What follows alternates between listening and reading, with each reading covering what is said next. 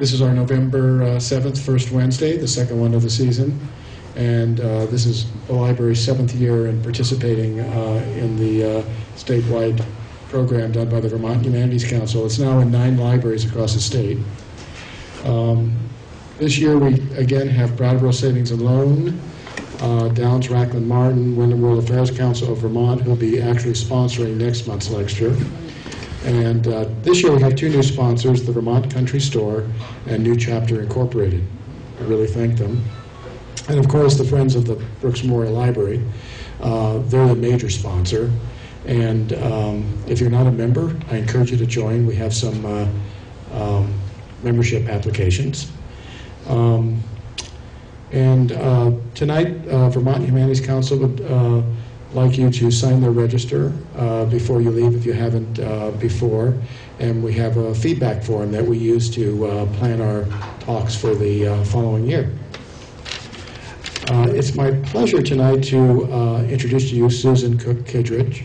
She's an ordained United Church of Christ minister who has served as a senior minister at the Old Meeting House in East Montpelier Center, Vermont until January 2009.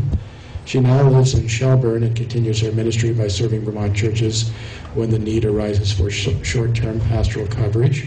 And you may know she's also a commentator on Vermont Public Radio. And just before I left tonight to come here at 6 p.m., I heard her commentary. I said, man, you better hurry up to get here. You're going to be late. Her 2008 book, Alistair Cooke, Reporting America, has been issued in paperback just this year. Susan's introduction offers a rare insight into the life of her father, the man many knew as the voice of Letter from America and the host of CBS's Omnibus and PBS's Masterpiece Theater. Rich Guidell of Everyone's Books was supposed to be here tonight, but he chickened out because of the weather. But he says that he has copies of the book in his store, so you're more than welcome to go down sometime and pick one up.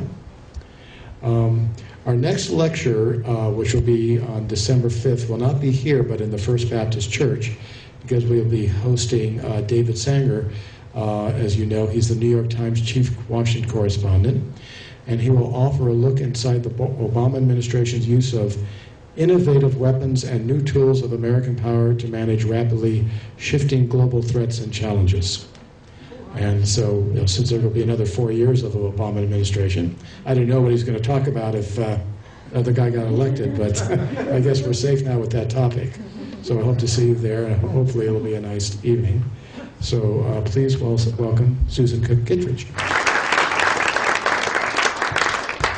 Good evening. It's great to be here with you. I'm delighted. I kept thinking I'd recognize Brattleboro, but of course it's dark. I went to Putney, so I spent a lot of time a long time ago in Brattleboro.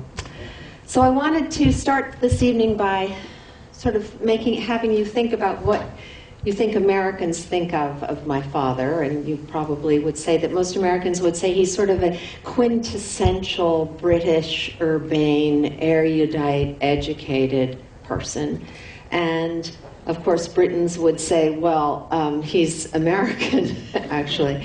And in fact, he loved both countries and made his livelihood and his life bringing the two countries together and teaching originally Britons about America. When he first proposed to do this and suggested to the BBC that he do his Letter from America and talk about Americans and American life for Britons, the reaction was, well, we could see that they want it the other way around. Of course, they would want to know about us, but I think that there's really nothing we need to learn about America. So it did prove to be successful in the end. So I want to start a little bit by telling you about his background.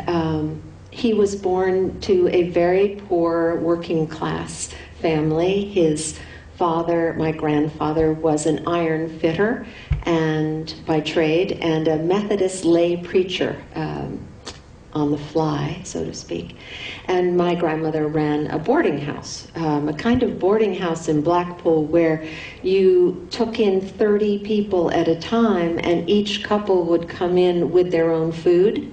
And so Mr. Banks would come in and say, the missus will have her lamb chops well done, and I'd like mine a little on the rare side, please. And then do the potatoes 2 different ways for, you know, so it was amazing. But I think my father's first sort of taste of America was in the First World War, when American soldiers were billeted in the house. And if you can imagine Blackpool, I spent 24 hours in Blackpool once. It was the longest 24 hours of my life. You kind of took the patchwork tea cozy off of the tea kettle and had something to eat, and then you sat and you waited until 3 hours later when you took the patchwork tea cozy off and had something to eat again. But it was a dour place during the war. Most of the men, of course, were serving in the war, and there were very few men still in Blackpool, and it was a very rough time. So into this situation come these bright young American soldiers who were full of vim and vigor, and they're whistling jazz. So 2 things he fell in love with: jazz, which he loved all his life, and Americans. And he thought, these are the most vivacious, energetic, wonderful people. So the seed was planted from the time he was really little, I think. And, you know, when he came to America, he came and he could do in America what he probably, I would think, could not have done in England. I think he was concerned about the class issue. And the class issue in America, we could argue this for a long time right now, but we won't, at that time was not as clearly defined, and no one was going to say, well, what part of England did you come from and who were your parents? He was educated at Cambridge. And was sort of steeped in the classics. He did go to Blackpool Grammar School, and you might say, if you're familiar with that part of the country, well, he didn't sound as though he went to Blackpool Grammar School, but he had a tutor, the principal of the Blackpool Grammar School, who said to him early on, you're going to go places, you can't speak like that. So he kind of really beat the Blackpool, Lancashire accent out of him. And he got a full scholarship to Cambridge, and he had a wonderful time. He had perhaps too good a time at Cambridge. He did wild things like lots of drama, and he founded an unheard of thing, which was a dramatic society that allowed women from a neighboring school to come in and actually play the parts of women, which was radical in those days, because the men, of course, played the women's parts. So if you think about that now, it's really quite amazing. But he ran into a great deal of conflict over it, but in the end the mummers succeeded, and I believe still go to this day. So he comes to America because he got a fellowship to Harvard and to Yale. And so he spent 1 year in Harvard, 1 year in Yale. Part of the fellowship mandated that he buy a car and drive around America and see as much of America as he could. They made it very easy. They could buy a car for $60.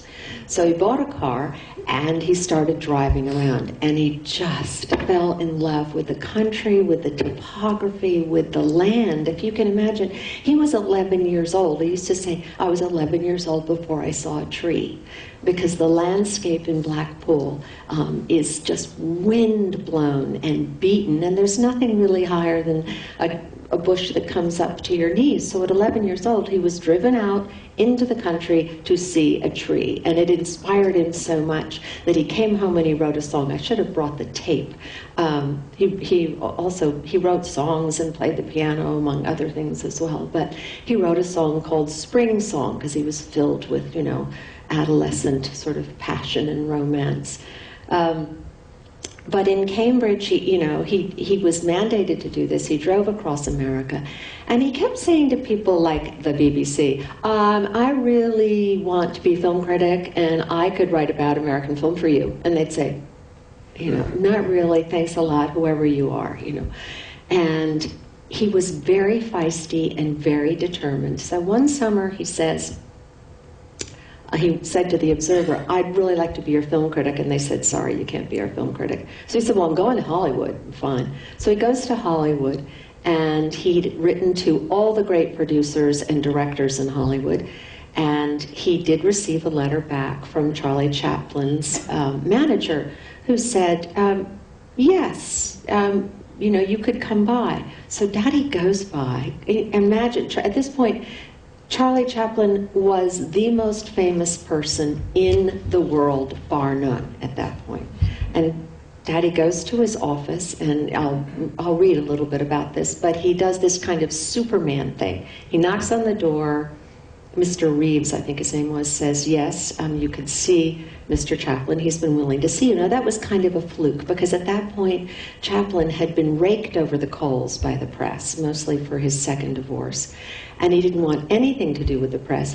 But he'd been in England, and the Astors, who owned the Observer, were good friends of his, so he said yes to that. Plus, a little while before, he'd met someone by the name of Alistair whom he liked. So it was just sort of this subconscious thing, and he said yes. So Daddy runs to, effectively does a Superman thing, runs to the telephone booth, calls up the Observer, having told Chaplin, by the way, "I'm here from the Observer," calls up the Observer and says, "Oh, I have an interview with Charlie Chaplin. They say you're hired." So he had a little chutzpah. And he went, and I will read you more. He wrote this book called Six Men, which are portraits of 6 men whom he knew who were famous. And so there is a chapter on Chaplin, which I will read parts of as you see this movie. So they became good friends, sort of instantaneously. And I think one of the reasons I think that they took to each other so quickly is that they both sensed in each other something that they shared. My father's journalistic style was to extrapolate larger truths from small stories, from people, from small things. He would then lead you on to understand some greater truth about something. And if you have ever seen Charlie Chaplin move, you know that he can, with the tilt of a head or the twist of a foot, convey a person's entire life. So I think it was their shared ability to see these really wonderful specifics and to delight in each other. And they became close friends for 2 years. Daddy had to go back to do his fellowship one year, and Chaplin called him up and said, "I really want you to come and help me with a film. I want you to be the producer of this film." And Daddy said, I can't. I've got to go back and do my fellowship. Well, the film was Modern Times. And when he told Cambridge that he had, of course, said no to Chaplin, Cambridge sort of hung their heads and said, "You crazy, we would have bent the rules." Anyway, I want to show you this film. They went off shortly after they became friends. Chaplin invited him to go on his yacht with him. And so they went off and sailed with his good friend, Miss Goddard, Paulette Goddard, who was 22, I think, in this film. And he will explain who's in the film, but they got bored, and Daddy had just gotten a camera. So Chaplin said, "Well, let's take some pictures." So he'd set up the pictures, so they ran this movie and did this home movie. And Daddy always said to me, "Oh, I made a film with Charlie Chaplin." And we'd all say, "Well, where is it? Let's look at it." He'd say, "I lost it." And we'd say, "Yeah, sure, you made a film with Charlie Chaplin and you lost it." So we never saw it. And after he died, it fell to me to go through his belongings and clean out his room. And in the back corner of his bedroom, behind a table, underneath a stack of books and boxes that was 5 feet high, at the very bottom, I'm yanking all this stuff out, at the very bottom is this large gray canister with this faded piece of masking tape on it that looks like parchment, and it said Chaplin film. So I was so sorry that he didn't know that we actually found the film. But here it is. I want to show you the film, and I'll read you a little bit as the film is being shown, because of course it's quiet, silent in fact. It runs for about 15 minutes, so enjoy.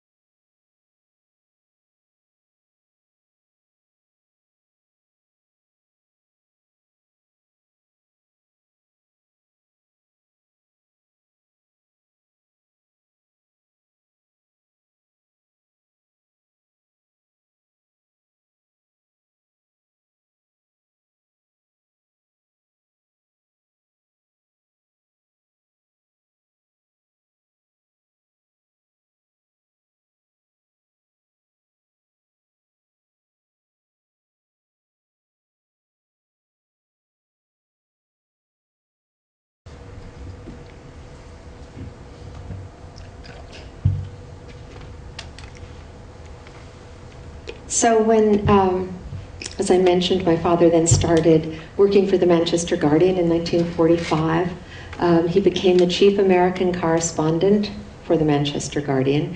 And we lived in Manhattan, and for most of my sort of conscious childhood, he was not at all famous. He did a program which no doubt some of you remember called Omnibus, and I was little then. I wasn't conscious really of what was going on or that he was famous.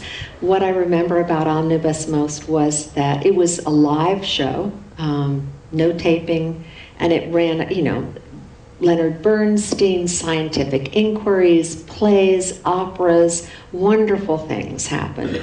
And on Sunday nights after the show, the crew all came back to our apartment for dinner. And it was always the same thing, chili and beer. And in our apartment, the dining room was situated. So there was the dining room, then there was a pantry, and then there was a little maid's room, which was my bedroom. And by the time they all got back to the apartment, 7 o'clock or something, I'd been put to bed. But Daddy would come into my room, and I just remember lying in this dark sliver of a bedroom, and in would come this, you know, firecracker of a person. I just remember jumping up and down on my bed. You know, it was like he just infused so much energy, wanted to know if I'd seen the show, and sometimes I had, though I don't think I really understood it. But then, with the gaiety and the happiness of the project done, they all had wonderful time. And I could position, if I left the door to the dining room open and the door to the pantry open, and put my head where my feet should be on the bed, I could see into the dining room, you know. So I used to go to sleep on Sunday nights just listening to the rustle and bustle of my mother's skirt going in and out of the kitchen, and listening to them being so happy. Of course, they didn't realize that the next morning would be Monday and they'd have a whole show to do in 1 week for the following Sunday. He did then start to do, of course, Letter from America in 1947, and it was originally going to be for 13 weeks. He said, I want to just do this thing, I want to talk about America. And they said, great, talk about everything you talk about, the colors of the New England fall, just the life and fabric. But you've got to understand that it is only funded for 13 weeks.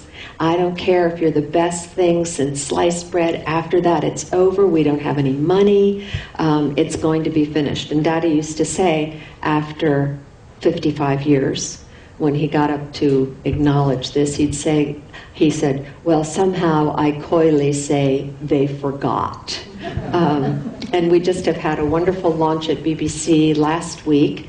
They've put online, updated 900, they will have 920 of his letters have been redigitized, so they sound great.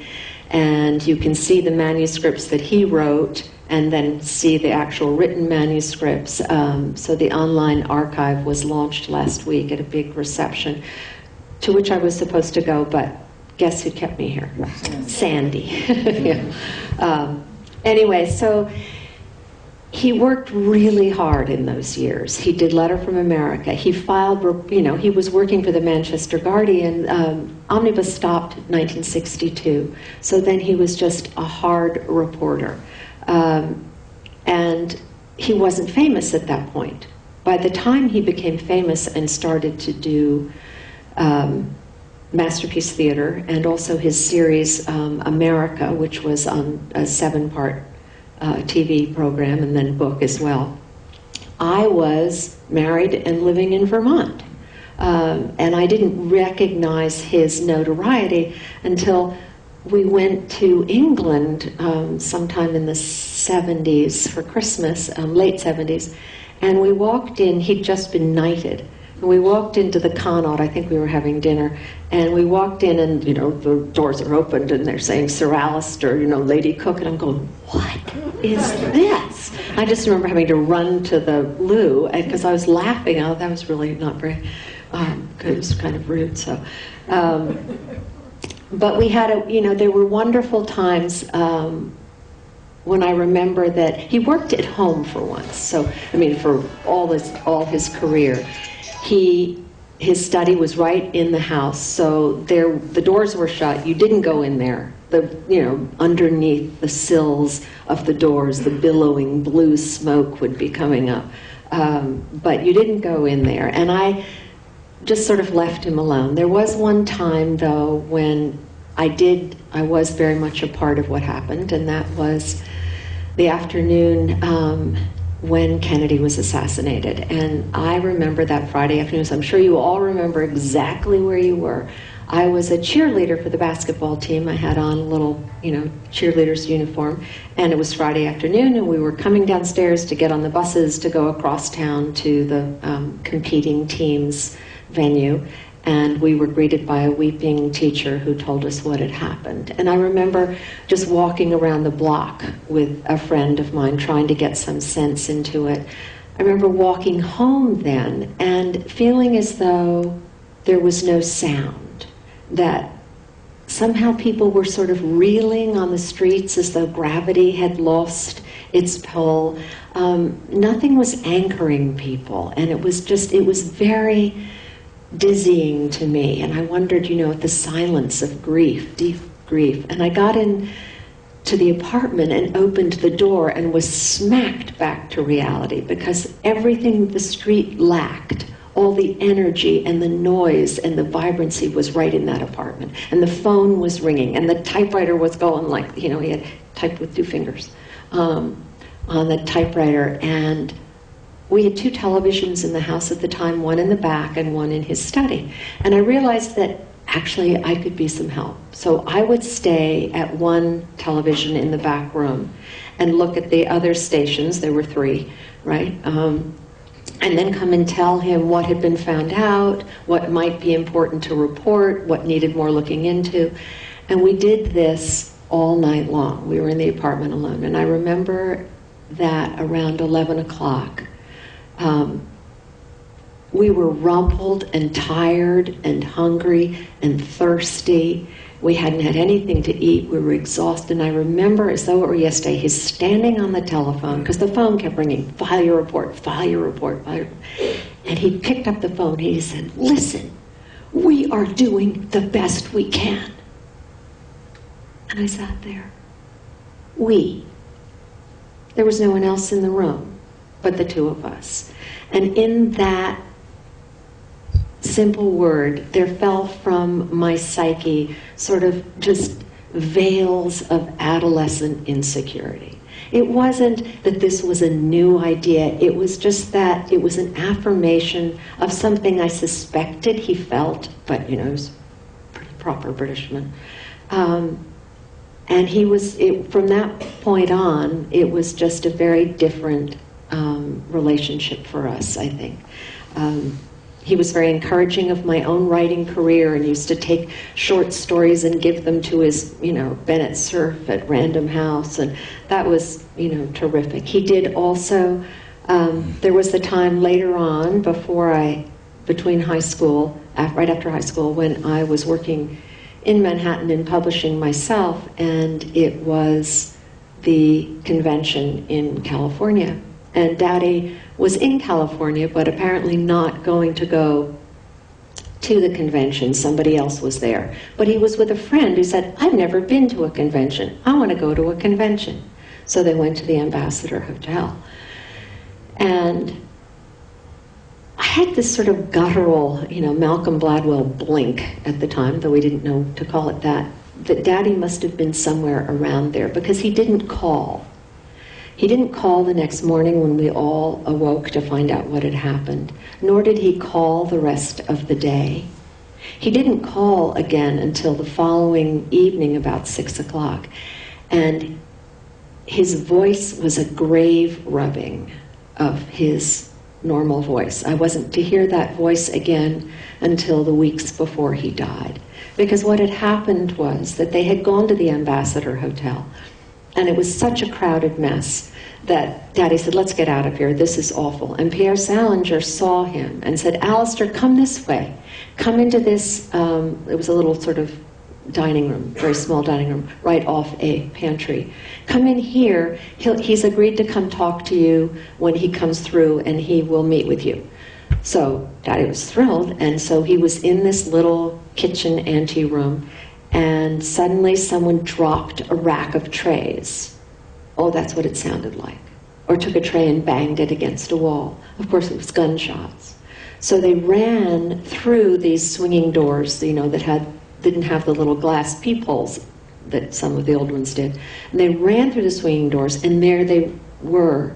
There he was standing in the pantry, and there was Bobby Kennedy, and there was Ethel Kennedy, he describes, beating on a man, and the man saying to her, listen, lady, I'm hurt too. And she collapsed on the floor and cradled this man in her arms. And then beyond, Daddy describes incredibly that beyond them on the floor, on the greasy floor, was the stone face of Bobby Kennedy staring up. And someone had put a campaign boater under his head, and he said it looked like an ice cream cake with the chocolate sauce just flowing down.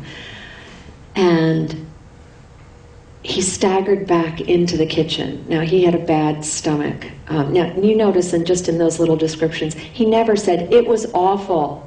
It was terrible. I can't tell you how horrible it was. He painted such a picture that you felt as though you were there. And that was, I think, one of his great journalistic gifts. He was so good at little descriptions.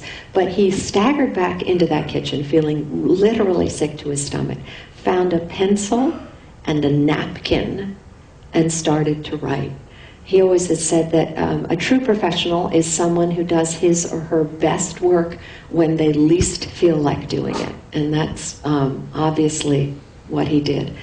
So that was, an amazing experience for him. He had, close relations. People say to me, well, what was it like having all those famous people trudging through your house? They weren't, they were just people. All people are people. They're exactly the same. I was little. I didn't care. What I cared about is how they reacted to me. Were they nice and friendly and warm, or were they standoffish? And it doesn't matter if that's, a person on the street or Humphrey Bogart. That's just, what it was like. One of my favorite, I will tell a really quick story of something that did help me in a certain way, his notoriety. When I got my first apartment in Manhattan and moved in, it was a sweltering June afternoon, and I was so excited. I was on 64th Street, just between Park and Lexington. I paid $125 a month for a 5-flight walk-up, and I moved all my belongings in, which was about nothing. And I collapsed exhausted that evening onto the bed, and it was so hot. I threw open the windows and hadn't gotten those little accordion screens yet, and there were still mosquitoes in Manhattan then. And in short order, I am just consumed by mosquitoes. My eyes are swollen shut. I'm bitten to bits, and I'm saying, I will not go home to my parents' air-conditioned apartment. I will not. This is my first apartment, my first night by myself. And at 2 a.m., I changed my mind. So I got dressed. This is 1968. Getting dressed there wasn't a lot you put on. You know, the miniskirt comes about up to here. So I put on my t-shirt and my miniskirt, and I go out and stand on Park Avenue to wait for a taxi. Well, there aren't a lot of taxis at 2:30 in the morning on Park Avenue. But, you know, as luck would have it, pretty soon this black limousine comes and pulls up right by the curb. And the window, this was a new kind of window, the window comes down, and I look in, and the man leans across the back seat of the chauffeured limousine and says, "Can I give you a ride?" And I said, "That would be lovely. Thank you very much." And I got into the car. And I sat down in the car. "Where would you like to go?" "I'd like to go to 96th and 5th, please." I sit there, and pretty soon this tuxedoed arm is coming across the back of the leather, and I could feel the heat getting closer and closer. And I said, "I think you know my father." And the arm freezes, and he says, "Who's your father?" And I said, "Alistair Cooke." And it retreats like a snake under a rock. And the chauffeur in the rearview mirror is guffawing with delight. And I get delivered very neatly and cleanly to 96th Street. And as I get out, I say, "Thank you very much, Mr. Sinatra, for the ride." It was one of my better stories. Probably my best, actually. He had, as you know, a passion for the English language. He was fastidious about it. It is amazing to me. One of the great miracles is that I can open my mouth, because my tongue was sliced so many times. You could not say My sister had a proclivity for saying "you know." And so she'd say, "Well, you know," and he'd say, "I don't know, that's why you're doing the talking, I don't know, don't say, you know." So he was very strict about it, but it was because he loved it so much and he hated to see it defiled. He had a great love for H.L. Mencken and a correspondence with him, and of course in later years with William Safire. He was deemed the corrector by Brendan Gill, who was for many years the theater critic at the New Yorker, and was the only person who could ever introduce my father if he was receiving some award or honorarium. And one time we went to a book party of Brendan's. A new book was being released. It was very nice, somewhere in Manhattan, publishing party, you know, little wine and little crackers and stuff. And we're standing in line to congratulate Brendan. And Brendan says, "Oh, Alistair, it's so nice of you to come. Thank you for being here." And Daddy, I'm standing right behind him, Daddy says, "Brendan, on page 374, paragraph 3, sentence 4, didn't you mean to say?" It was humiliating. One of, I think, the great moments of his career was that he was asked to address a joint session of Congress in 1975. And that was such a tremendous honor for him. Churchill had been, you know, one of the last Englishmen there. And it was, I think I was just filled with such pride being up there in the balcony looking down and seeing that he did, of course, a splendid job. And by that time, he did have some notoriety. Masterpiece Theater was going, America Series was going. And he would often be met on the street, and people would say to him, "Are you who I think you are?" Or, "I know who you are." So he had to come up with a pat answer. So he came up with, "Yes, I'm Bob Hope," which worked, you know, it was fun. And he spent a great deal of time in San Francisco.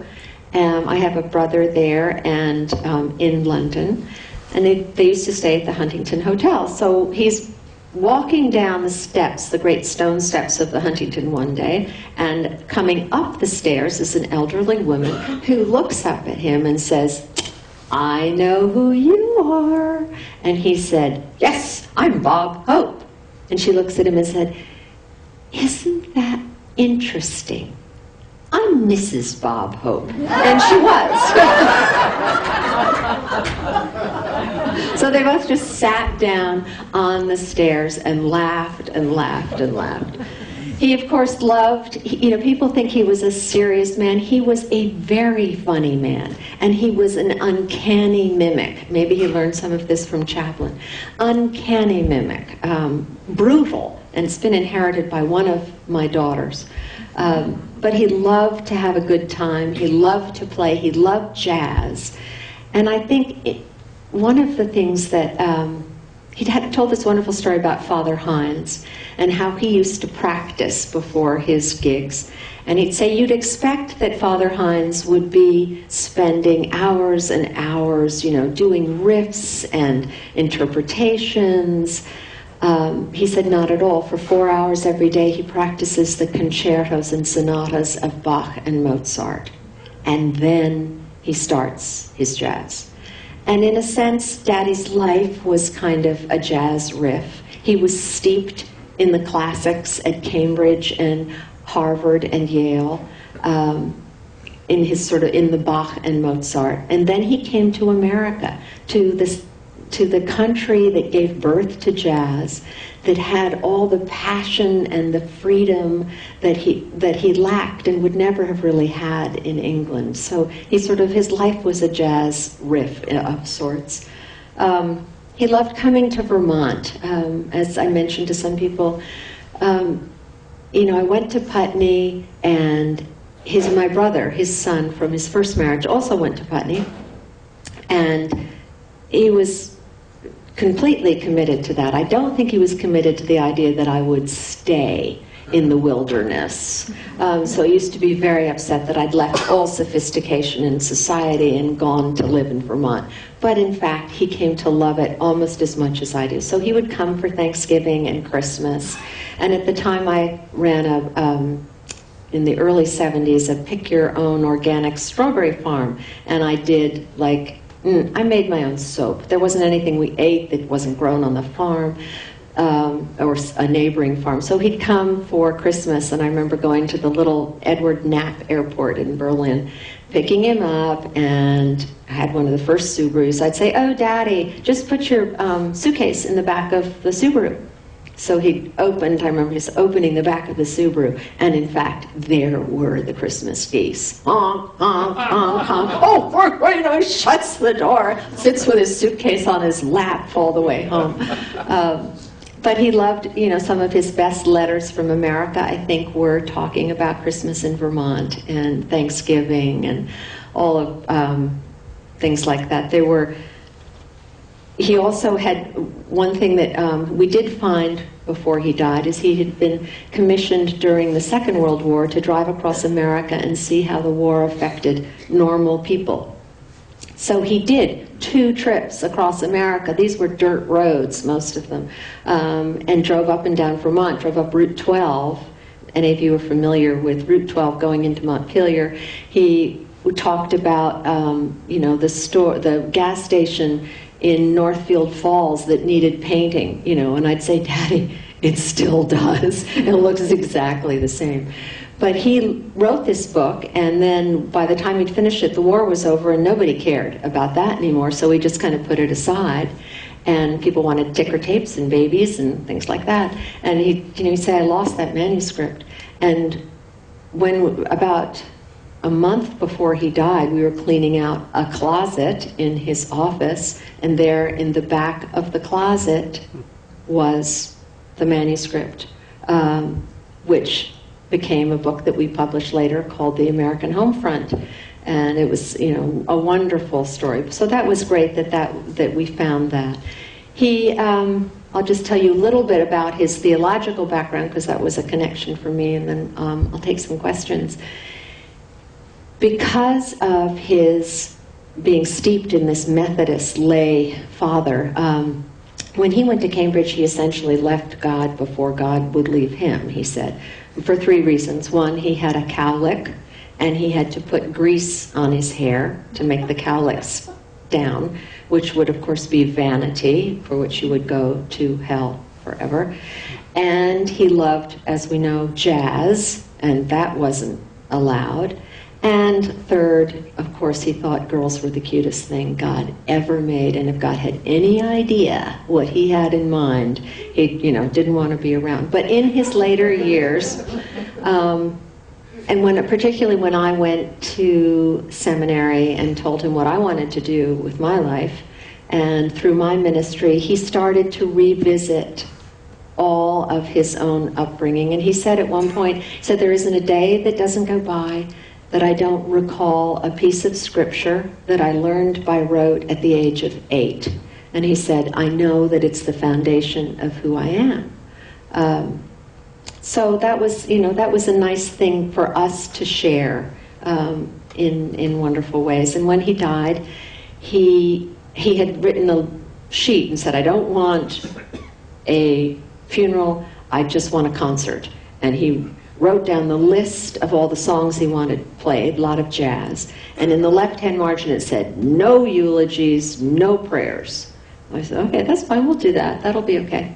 So and I thought, I don't know where we'll do this, but we'll put it together. And then a month after he died, I got a call from BBC, who'd received a call from Westminster Abbey saying that it had been requested that Daddy be memorialized at Westminster Abbey. And that comes from two places, the Prime Minister and or the Queen. So I'm looking at this sheet of paper and I'm thinking, I said, I'll have to call you back. So I thought about it, and I could just imagine Daddy parting the clouds of heaven and saying, forget the left-hand margin. If I can have the Abbey, I'll take it. So it took 7 months, I think, if not more, of pretty much full time to plan the service. I had to go and meet with him and with the dean and the entire coterie to try and have it be okay for jazz to be played in Westminster Abbey. That was going to be a battle, but it wasn't. It happened. It was great, and probably the most moving moment. They piped in his voice. Right when it started, and they would do little clips throughout the service, and he had once been given some honorarium and not been able to attend, but he'd recorded something. So the first thing you heard after the entry hymn was Daddy saying, I imagine you're thinking that I wish I could be with you here today. Well, actually, I don't. A broadcast journalist should be heard and not seen. And in my advancing years, I would hate, I'm paraphrasing this, I would hate to have you see me stumble across the floor and be reminded of King Lear in the last act. But he had just done a letter recently at Christmas, or maybe 5 years before, talking about the Big Bang Theory and saying, I have a hard time with the Big Bang Theory until someone can tell me who lit the match. So he said, if I am forced at pistol point to choose between the Big Bang Theory and Genesis, he said, I will stomp for Genesis. So bring on the thunder and lightning of the Hallelujah chorus. And he hadn't even finished saying that before the Abbey was filled, 2,000 people. The BBC orchestra crashed into the Hallelujah chorus. The entire BBC choir stood up and just hit, with perfect timing, the Hallelujah chorus. Our daughter was playing the violin with them. And I had been told earlier that I was in a no-cry zone and was not allowed to cry. And I was up there with the dean. I'd done some prayers. And I stood up and, of course, just started weeping. And, dignified, of course. And the dean, this wonderful man, was across from me. And he just looked at me and went, and smiled. So that was a wonderful line. But I want to thank you all for having me here, and it's great fun for me to remember my father and to share his story. So I'm happy to take any questions that you might have.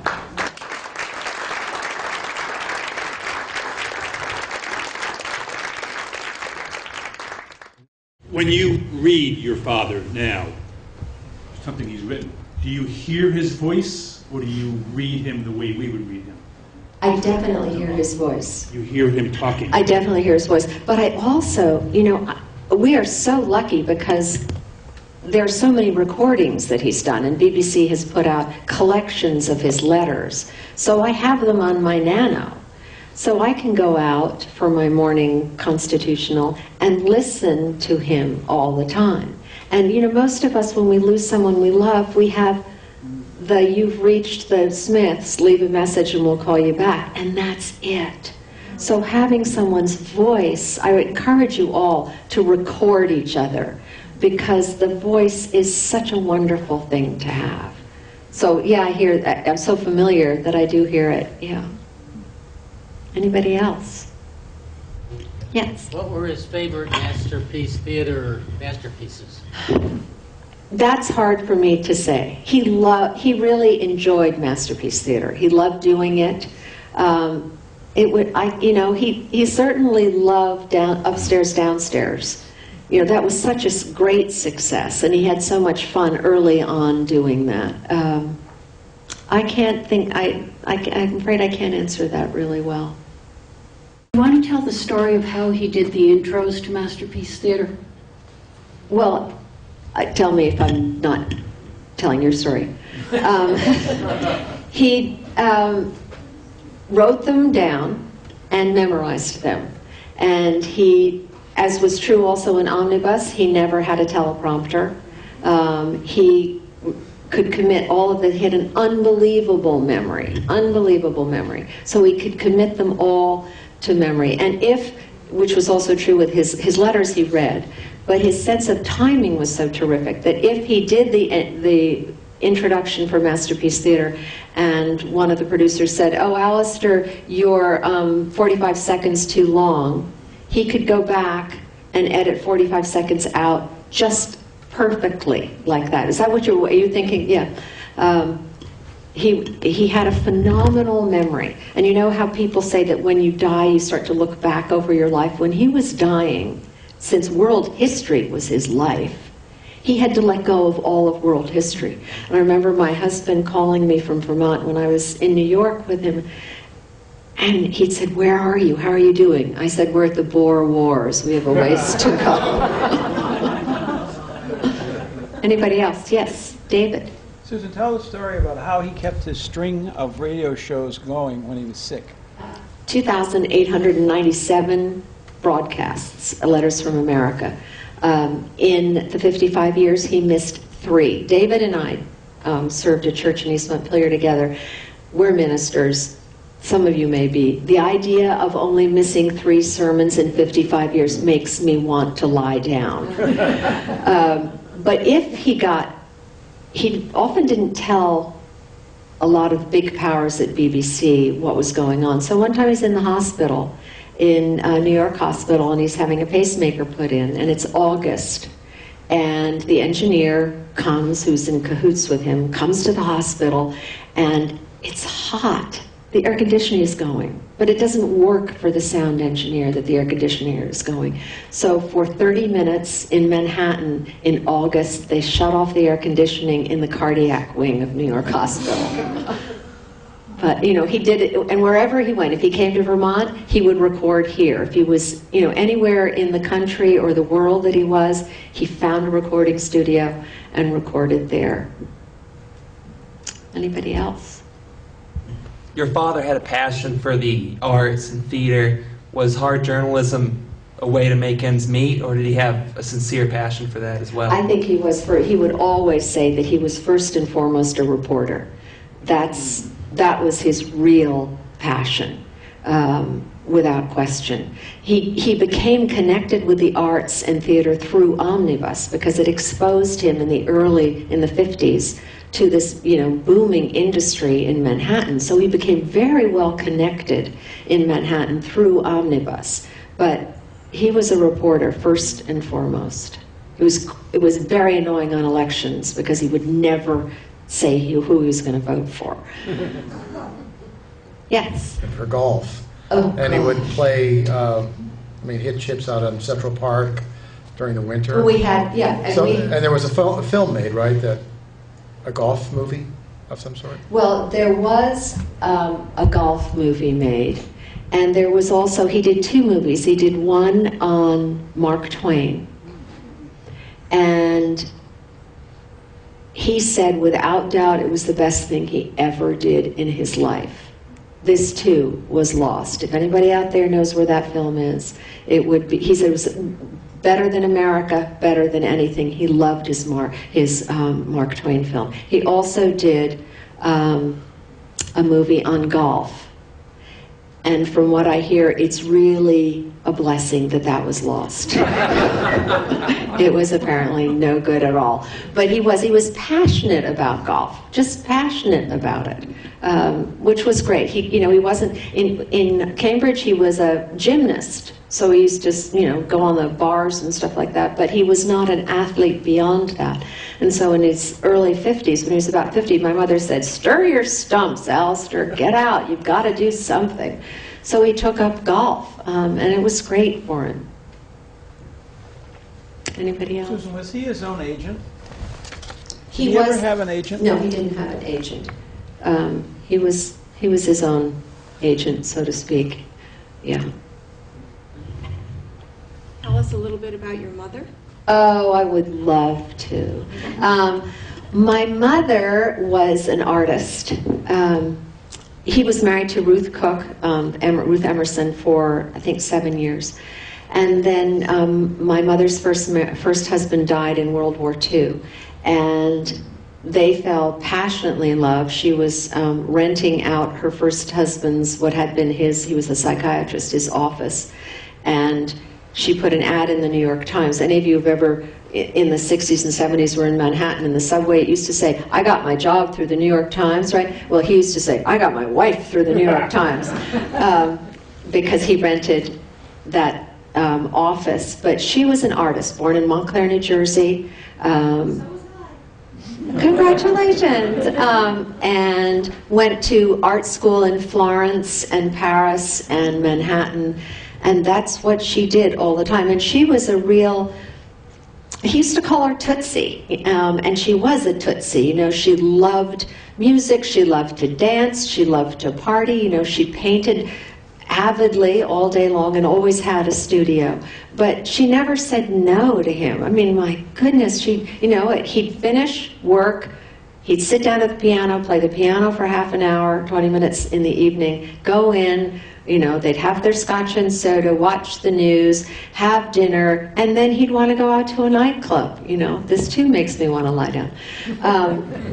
But she always went, and they had great parties, and she was just, he said one thing about her, that she taught him to appreciate dirty colors. And I think just in that phrase, she taught him innuendo and subtlety. Sometimes a reporter, can be a little bit black and white. But she taught him the great art of subtlety and shadow and innuendo. And, he absolutely adored her. Yeah.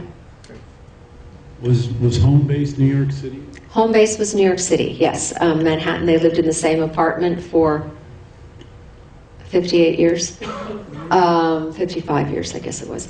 And they had a beach cottage on the end of Long Island, on the North Fork, which was incredibly unfashionable at the time and just wonderful farm country.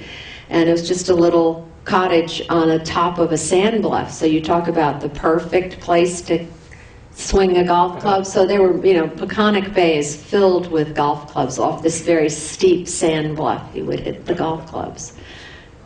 Yeah, that was always home base. Yes, here. How did he react to your decision to go into the ministry? So he left the church. My mother is raised high Episcopalian in Montclair.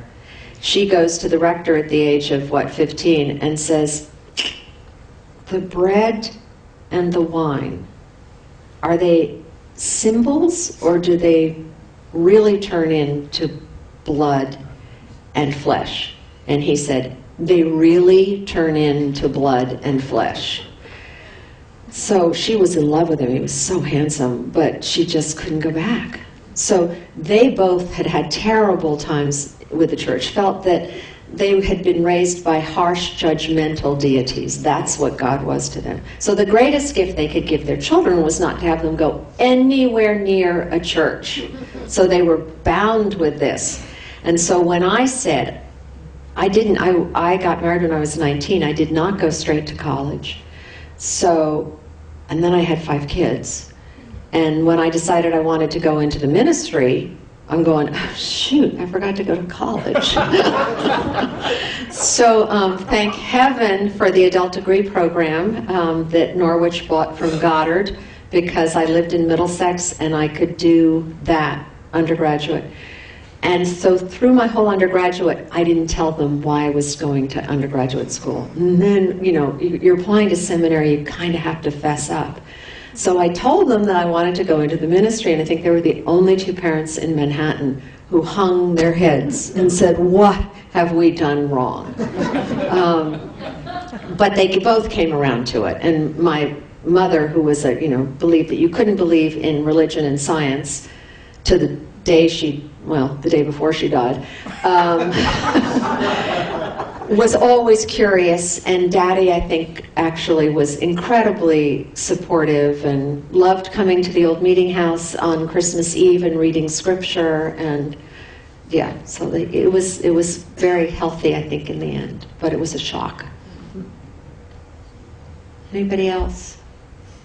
Well, thank you all very much for coming. It was really enjoyable.